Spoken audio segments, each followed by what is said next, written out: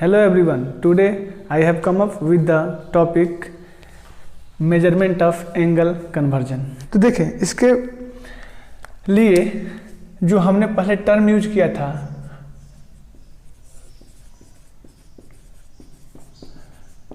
Trigonometric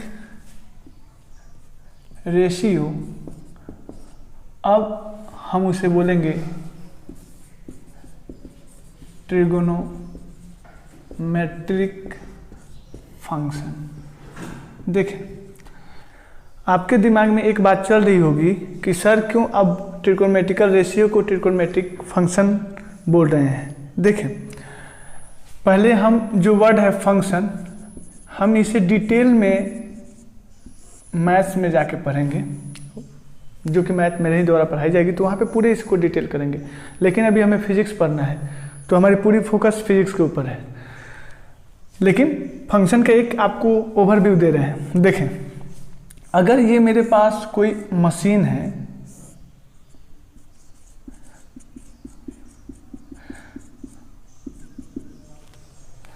तो इस machine में आप क्या करते हैं, इनपुट डालते हैं। इनपुट मतलब जो भी चीज़ आप डालें, जैसे एक गन्ना का मशीन ले लें, तो गन्ने के मशीन में गन्ना का जो मशीन है वो तो मशीन हो गया, और आप उसके अलावा उसमें इनपुट के रूप में गन्ने को डालते हो, तो ये इनपुट हो गया। आउटपुट के रूप में क्या मिलती है, हमें जूस मिलती है ना, गन्ने की जूस। तो यहाँ पे जो बाहर आएगा हम उससे जनरली आउटपुट बोल देंगे। समझ रहे हैं? तो मैंने आपको जब ट्रिगोनोमेट्रिकल रेशियो पढ़ा रहा था, तो मैंने बोला था कि ये एक्यूट एंगल के लिए वैलिड है, क्योंकि हम लोग 10th स्टैंडर्ड की बातें कर रहे थे। लेकिन जब इसके ऊपर जाते हैं तो वहाँ पे एक्यूट एंगल मैंने बोला था, अब मैं बोल रहा हूँ कि ये किसी भी एंगल के लिए वैलिड है। सिर्फ उसमें कुछ कंडीशन होंगे आगे चल के, जो हम आपको कंडीशन के साथ अब बातें करेंगे। जब हम बोल ही रहे कि हायर स्टडी के 11th 12th के ऊपर जाके थोड़ी बात करेंगे, अपने स्टैंडर्ड को ऊपर करेंगे, तो ये क्लियर सी बातें हैं कि उसमें सारे कंडीशन को आपको समझाई जाएगी। तो अब हम इन जनरल मशीन की बातें कर रहे हैं, अब ट्रिगोनोमेट्रिकल रेशियो नहीं, हम ट्रिगोनोमेट्रिकल फंक्शन की बातें कर रहे हैं। ट्रिगोनोमेट्रिकल फंक्शन, ट्रिगोनोमेट्रिकल रेशियो लगभग सेम ही आप माने, आपके लिए सेम ही है, सिर्फ नोटेशन चेंज हो जाएगी। जैसे हम वहाँ पे थीटा बोल रहे थे एक्यूट एंगल के लिए, यहाँ मैं बोलूँगा सारे एंगल के लिए वैलिड है। ठीक है ना, आप ये बात समझ गए? हाँ, वैसे ही आप यहाँ भी माने कि अब मैं यहाँ पे पुट कर रहा हूँ ट्रिगोनोमेट्रिकल फंक्शन, और यहाँ पे मैं इनपुट अब एंगल दूंगा, और आउटपुट में मेरा उसका क्या आएगा, वैल्यू आएगा। आउटपुट में क्या आ जाएगी, जब भी ट्रिगोनोमेट्रिकल फंक्शन में अगर आप एंगल का वैल्यू पुट कर दीजिएगा, तो वो ट्रिगोनोमेट्रिकल फंक्शन एक एब्सोल्यूट वैल्यू आपको देगा, जो जिसे मैं वैल्यू का नाम दे रहा हूँ। समझ पा रहे हैं आप? चलिए, अब इसके बाद हम लोग मेजरमेंट ऑफ एंगल कन्वर्जन के विषय में बात करते हैं। ठीक, देखिए, मेजरमेंट ऑफ एंगल कन्वर्जन, तो एक एंगल को हम कितने तरह से लिख सकते हैं? क्या एक ही पोजीशन के लिए एंगल का अलग अलग वैल्यू हो सकता है? ये सब छोटी छोटी क्वेश्चंस हैं जो हमें क्लियर ही नहीं होती, और जब हम कंसेप्ट पे आते हैं तो हमें एज ए डाउट क्रिएट होता है, और आंसर को हम सही ढंग से रिप्रेजेंट नहीं कर पाते हैं। इसलिए इन सारे कंसेप्ट को बारीकी से समझना बहुत ज़रूरी है। ठीक है, देखें, पहला बात हमने आपको बताया था 2D प्लेन सिस्टम। मैंने बोला था इसे x dash o y dash से डिनोट करेंगे। मैं बोल रहा हूँ, और मैंने आपको पहले भी बोल रखा है कि एक्स एक्सिस को एज ए रेफरेंस लाइन मानेंगे एंगल मेजरमेंट के लिए। मैं बोल रहा हूँ कि अब मैं इस रेफरेंस लाइन से अगर पहले मैं यहीं पे रहता हूँ, तो एंगल कितना मैं बनाऊंगा, 0 डिग्री। अब यहां से हम मूव करना स्टार्ट करते हैं, एक राउंड कंप्लीट कर लेंगे तो कितना एंगल बनेगा, रेडियन में बोले तो 2 पाई। तो मैं बोलूं कि एक रोटेशन कंप्लीट करने के बाद हम एंगल मेट कर लेंगे कितना, 2 पाई। कितना बना लेंगे जी, 2 2 फिर हम इसी पॉइंट से फिर अगला रोटेशन कंप्लीट कर रहे हैं, तो फिर एंगल 2 पाई बन गया। तो मेरा कितना रोटेशन हो गया, 1 2। तो अगले रोटेशन में फिर एंगल 2 पाई बना, तो मैं बोलूँ कि ये फर्स्ट रोटेशन से था। अब फिर सेकेंड रोटेशन में कितना बन जाएगा, 4 पाई।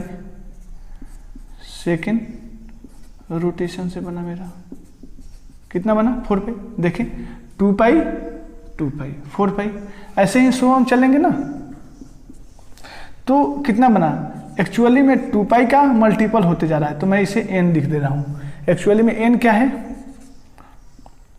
n बिलोंग्स टू, ये बिलोंग्स टू का साइन है, क्या बोलते हैं इसको, इंटीजर। इंटीजर से बिलोंग कर रहा है। आप वैल्यू पुट करते जाएं, 1 2 3 4। देखिए जैसे 1 रखा, 2 पाई, 0 रखा तो 0, आगे पुट कीजिए 2 तो 4 पाई, ऐसे आते ही जाएंगे। समझ रहे हैं ना आप। माइनस में रखोगे तो भी आएगा -1, तो यहाँ क्या आ जाएंगे, इसी -2 पाई, -4 पाई। समझ रहे हैं ना आप। तो इंटीजर का वैल्यू आप पुट करते जाएं और हमें इस लाइन पे, जिसे पॉजिटिव एक्स एक्सिस बोल रहे हैं, हमारी सारी वैल्यू मिलती चली जाएंगी।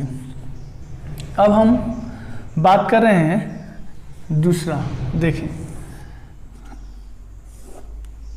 ये मेरा 2D प्लेन सिस्टम हो गया। आप समझें कि मैं यहाँ पे था, अगर यहाँ से यहाँ पे आ जाऊँ तो कितना एंगल बनेगा, एक लाइन पे कितना एंगल बनेगा जी, यहाँ पे पाई बनेगा 180 डिग्री। रेडियन में पाई रेडियन, रेडियन का कंसेप्ट मैंने पीछे आपको पूरी समझा रखी है, आप समझ पा रहे हैं। तो ये कितना हुआ, पाई रेडियन।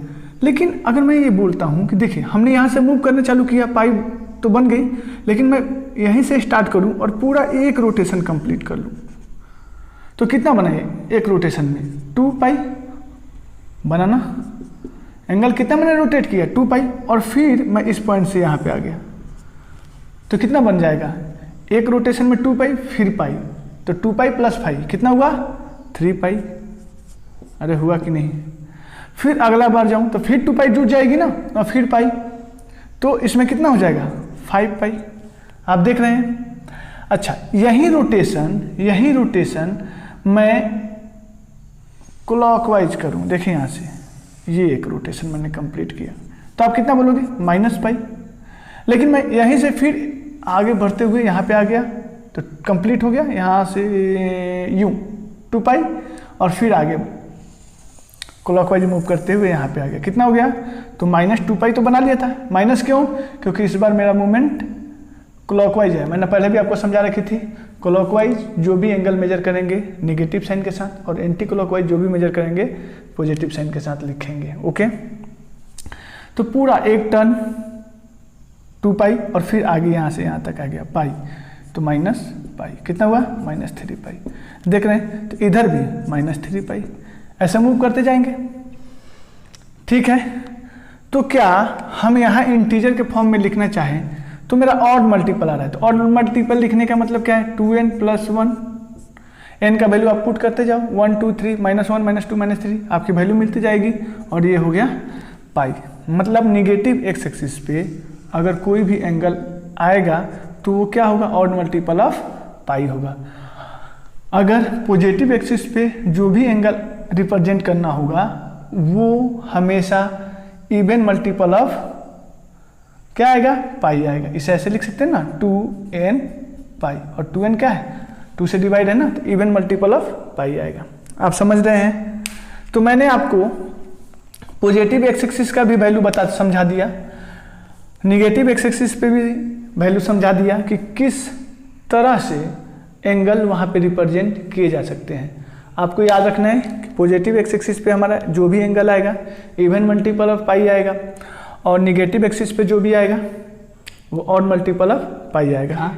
कि जो मेरा पॉजिटिव एक्स एक्सिस है, यहाँ पे इस लाइन पे पॉजिटिव एक्स एक्सिस पे जो भी एंगल रिप्रेजेंट करना होगा वो हमेशा इवन मल्टीपल ऑफ पाई होगा, और जो निगेटिव एक्स एक्सिस पे होंगे वो ऑड मल्टीपल ऑफ पाई होंगे एक्चुअली में। और इसे हम ऐसे भी लिख सकते हैं 2n-1 पाई, क्योंकि ये 2n-1 भी और देता है। आप वैल्यू रखें 0 पाई आ गया, -1 रखें तो -2 + 1 -1 इंटू पाई माइनस पाई। देख रहे हैं सारी वैल्यू यहाँ हमारी मिलती चली जाएंगी। यहाँ भी आप रख के देख सकते हो 1 -1 2 -2 इंटीजर वैल्यू पुट करें आपको मिलती चली जाएगी। अब डाउट मेरा कहाँ पे रहा, पॉजिटिव y पे और निगेटिव y एक्सिस पे रहा ना। चलिए इसके लिए काम करते हैं। देखें ये मेरा डिफरेंस लाइन है जहाँ से एंगल मेजर करते हैं। अगर आप यहाँ से रोटेट करते करते यहाँ पे आ जाओगे तो आपको दिख रहा है कि ये लाइन हॉरिजेंटल है, उसके ऊपर y वर्टिकल है, तो दोनों के बीच में एंगल कितना होगा 90 डिग्री। और रेडियन के टर्म में लिखे तो क्या लिख सकते हैं π/2 है ना। मीन्स इस पे अगर रिप्रेजेंट करना होगा तो मेरा कितना एंगल हम रिप्रेजेंट करेंगे, इसको थोड़ा इलाज करते हैं। यहाँ से यहाँ रोटेट किए थे हमने और एंगल कितना आया π/2 π/2। चले देखिए अगर यहीं से अब मैंने यहाँ से रोटेट करना चालू किया, अगेन यहाँ से स्टार्ट किया रोटेट किया π/2 पाई 3 π/2 और फिर ये हाँ यहाँ पे आया कितना हुआ 2 पाई। अब 2 पाई बनाने के बाद यहाँ पे हमें आना था तो कितना बना π/2, तो कितना आ गया देखें 2 पाई 1 complete rotation 1 complete rotation 1 complete rotation 2 पाई और उसके बाद हमने ऐड किया π/2। इसे सॉल्व करें 4 पाई प्लस कितना आ जाएगा आपका 4 पाई प्लस π/2। हम यहाँ से पाई कॉमन ले लेते हैं तो कितना लिखोगे आप 4 प्लस 1/2 मतलब 4 + 1 π/2 हो गया। लेकिन अगले बार समझे दूसरा रोटेशन कंप्लीट करने के बाद 2 पाई अपने यहाँ कर लिया, फिर हम स्टार्ट कर रहे हैं तो फिर 2 पाई ऐड होगा कि नहीं, तो अब कितना हो जाएगा 2 पाई और फिर 2 पाई यहाँ करें तो 4 पाई हो जाएगा होगा। तो एक्चुअली में आप देख रहे हैं कि हमेशा ये इंटीजर का मल्टीपल होते ही जा रहा है। देखें सेकेंड के लिए अगर करते हैं, ये फर्स्ट रोटेशन के लिए था 1 कंप्लीट रोटेशन के बाद है। अगले बार देखें 2 पाई तो फर्स्ट रोटेशन से, सेकेंड रोटेशन में 2 पाई हुआ ना, और इसके बाद हमें एक्स्ट्रा फिर चलना पड़ेगा कितना π/2। तो मैं इसे कहूँ ये मेरा 4 पाई हो गया प्लस π/2 हुआ। देखें 4 पाई प्लस π/2 है तो 8 पाई प्लस π/2 हो गया, कितना आया 8 + 1 इंटू π/2।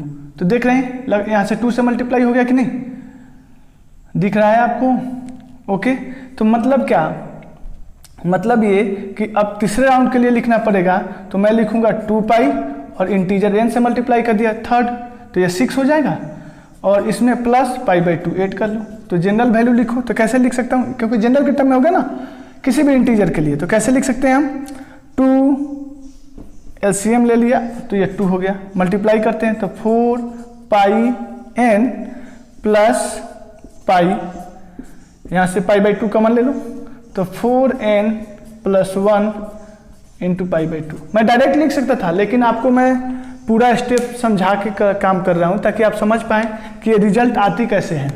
इसके बाद अब हम डायरेक्ट लिख रहे हैं कि हम इसे लिख सकते हैं 4n + 1 इंटू π/2। इसका मतलब क्या हुआ कि मैं 4 से डिवाइड किया उसके बावजूद रिमाइंडर कितना रहा 1, ठीक है।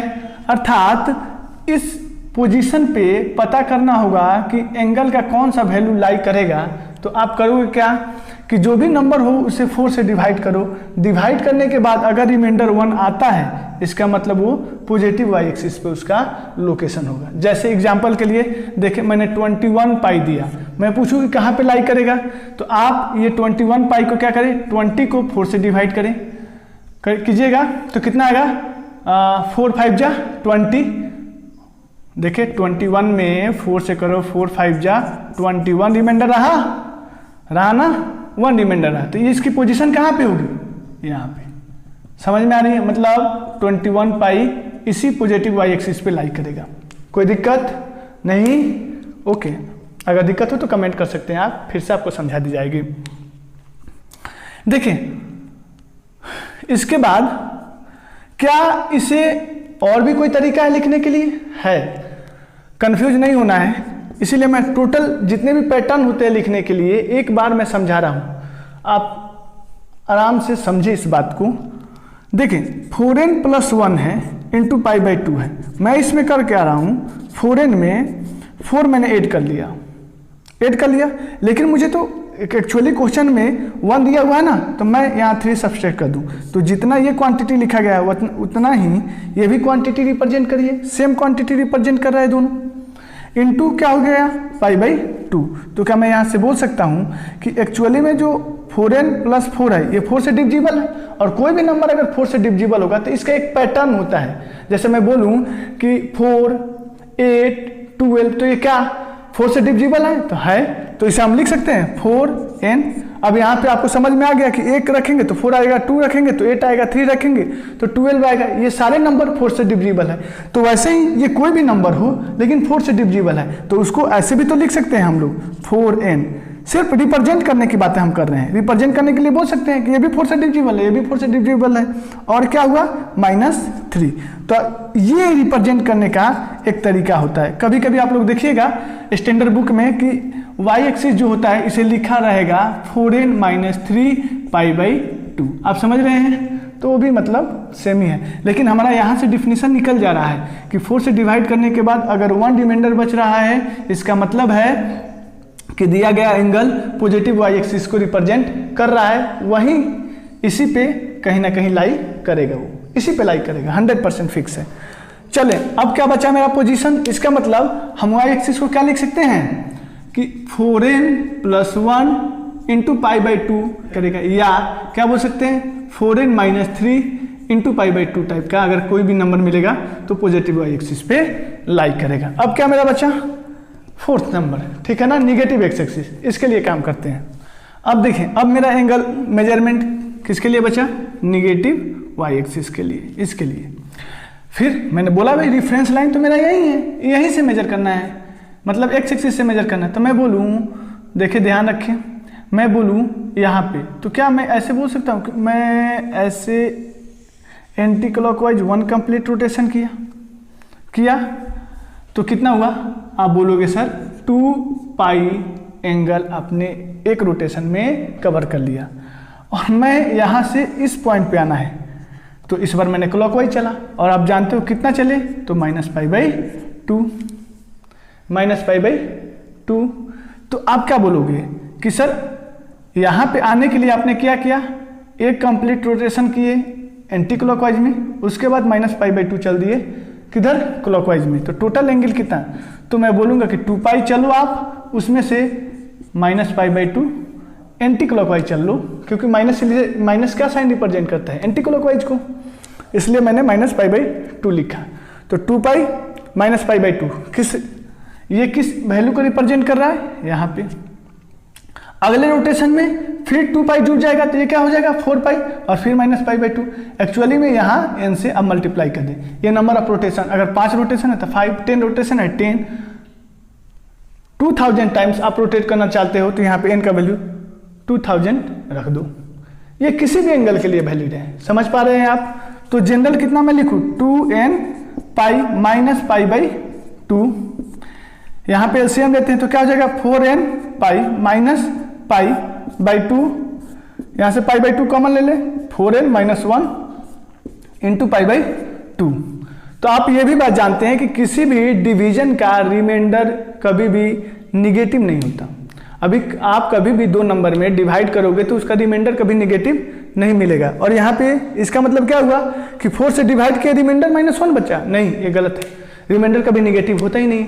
तो रिमाइंडर के टर्म में लिखने के लिए हम इसे कन्वर्ट कर लेते हैं, और मैंने पहले इसे आपको तरीका भी समझा रखा है। कैसे देखें, मेरा क्या है 4n - 1 इंटू π/2 है, तो क्या मैं इसे ऐसे लिख सकता हूँ 4n, और यहाँ मैं लिखा 4, और मुझे क्या चाहिए -1, तो मैं यहाँ पे लिखूँ -4 और यहाँ +3 हो जाएगा, माइनस सेम क्वांटिटी रिप्रेजेंट कर रहा है, 4n से -1 और 4n - 4 +3, तो -4 +3 गया, -1 बचा, सेम क्वांटिटी ये और सेम क्वांटिटी रिप्रेजेंट कर रहा है, इनटू क्या π/2। अब क्या करें, 4n ये है,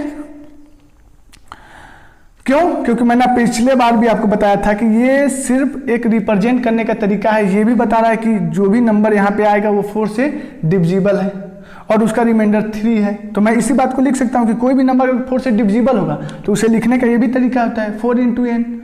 कोई भी इंटीजर का वैल्यू रखो, जो भी ये नंबर आएगा वो आपको 4 का डिविजिबल देगा। तो मैं 4n से रिप्रेजेंट कर दिया और 3 क्या हो, रिमाइंडर। ऐसा नंबर चाहिए तो जो डिविजिबल है उसमें 3 जोड़ दो, आ गया, इनटू क्या, π/2। तो ये नंबर क्या रिप्रेजेंट कर रहा है, ये ऐसा नंबर है, ये एक ऐसा नंबर है जिसे 4 से डिवाइड करने के बाद रिमाइंडर कितना बचेगा, 3। रिमाइंडर कितना बचेगा, 3। अर्थात यहाँ पे जो भी नंबर आएगा एक्चुअली में वो नंबर कैसा होगा, वो नंबर 4n - 1 × π/2 के फॉर्म में हो या 4n + 3 × π/2 के नंबर में हो। अर्थात मतलब जो भी नंबर हमें मिलेगा उससे क्या करो, आप 4 से डिवाइड करो, डिवाइड करने के बाद अगर रिमाइंडर 3 रहता है तो वो नंबर किस पे लाई करेगा, निगेटिव y एक्सिस पे। जैसे एग्जांपल में आप देखना चाहते थे, देखें एग्जांपल मैंने दिया, मैंने 23 × π/2 लिया, तो क्या करोगे आप, 23 को 4 से डिवाइड करो, मतलब 23 और ये 4, तो 5 4 जा 20, कितना आया, 3। रिमाइंडर कितना आया, 3। ये क्या इंडिकेट कर रहा है कि जो आपने नंबर 23 × π/2 लिखे हैं वो एक्चुअली में निगेटिव y एक्सिस पे लाई करेगा। 23 × π/2 का लोकेशन इसी पे कहीं होगा। समझ रहे हैं, बहुत ईजी है कंसेप्ट, है ना। फिर भी अगर आपको दिक्कत हो तो कमेंट कर सकते हैं, बता सकते हैं। तो मैं क्या लिखूं कि जो भी निगेटिव y एक्सिस पे लाई करेगा वो नंबर किस फॉर्म में होगा, 4n - 1 × π/2 या 4n + 3 × π/2। समझे? तो टोटल ये नंबर आपको रिप्रेजेंट करने का तरीका मिल गया। समझ रहे हैं? इसे और भी इसका कंसेप्ट यूज करके हम लोग मैथमेटिक्स के अच्छे खासे क्वेश्चन को बहुत तेजी तरीके से सॉल्व कर पाते हैं।